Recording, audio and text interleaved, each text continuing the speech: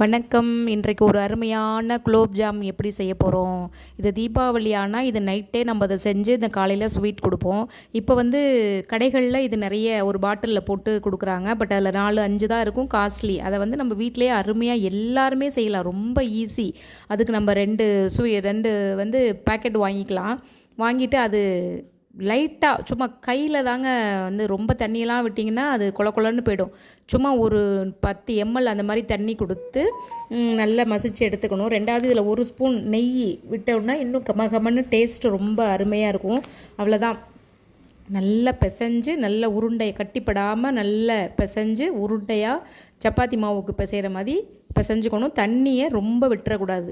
ரொம்ப அது ஏற்கனவே அதுவே கொஞ்சம் அப்படியே ஒரு நைஸாக தான் இருக்கும், கையில் தொட்டாலே ஜிலுன்னு இருக்கும் அந்த மாவே. அதனால் நம்ம லைட்டாக இது பண்ணி நல்லா பிசைஞ்சு உருட்டி எடுத்துகிட்டு பாலாக எந்த விதமான கேப்பும் இல்லாமல் உருண்டையாக நல்லா உருட்டணும். அங்கே தான் நம்ம தப்பு நிறைய பண்ணுவோம். எண்ணெயில் போட்டோடனே அது 2ஆக பிரிஞ்சு ஃபுல்லாக அப்படியே கொலாப்ஸ் ஆகிடும். அதனால தான் அந்த உருண்டை உருட்டுறதுல தான் அந்த குலோப் ஜாமுக்கு இதே இருக்குது. நான் அதுக்கப்புறம் 2 வேலை செய்ய போகிறேன். ஒன்று பாகு, ஜீனி எந்த கப்பில் எடுக்கிறோமோ அந்த கப்பு, 1 கப்பு 1.5 கப்பு நான் போட்டிருக்கேன். ஏன்னா 2 பேக்கெட் நான் மாவு போட்டதுனால அதில் திருப்பி அதே அளவில் 1 கப்பு தண்ணி, அடுத்து 1 கப்பு தண்ணி விட்டு இதுக்கு பாகு சும்மா அந்த ஜீனி நல்லா கரைஞ்சா போதும், வேறு ஒன்றும் பெருசாக அதுக்கு வேண்டாம். இந்த சைடு நான் எண்ணெயை விட்டு எண்ணெய் கம்மியாக விடுறேன். ஏன்னா சில உருண்டைகள்லாம் என்ன ஆகும்னா வெடிச்சிரும். எங்கேயாவது ஒரு ஹோல் இருந்தது லைட்டாக இதாக இருந்தால் கூட மாவு 2ஆக வெடிச்சிரும். அதனால் கம்மியாக எண்ணெய் விட்டு போட சரியாக வர பார்த்து எடுத்துகிட்டு அதுக்கப்புறம் இந்த பக்கம் நல்லா ஜீனி நல்லா கரைஞ்சிருச்சு.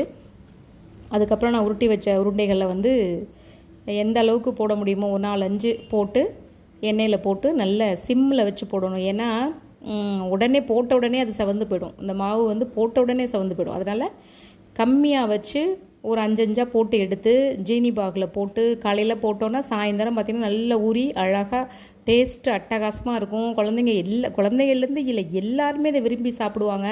அதனால் இதை இப்போ நினைக்கிறப்ப இதை செஞ்சிடலாம். இன்றைக்கி இதை சாப்பிட்ணுன்னு தோணுச்சுன்னா உடனே வாங்கலாம். உடனே அதை ஜீனி பாகும் லேட் இல்லை, அதுவும் லேட் இல்லை. உருட்டுறது மட்டும்தான் கொஞ்சம் டைம் எடுக்கும். எல்லாருமே செஞ்சு பாருங்கள். பிடிச்சிருந்தா ஒரு லைக் பண்ணுங்கள், ஷேர் பண்ணுங்கள், கமெண்ட் பண்ணுங்கள். Thank you very much.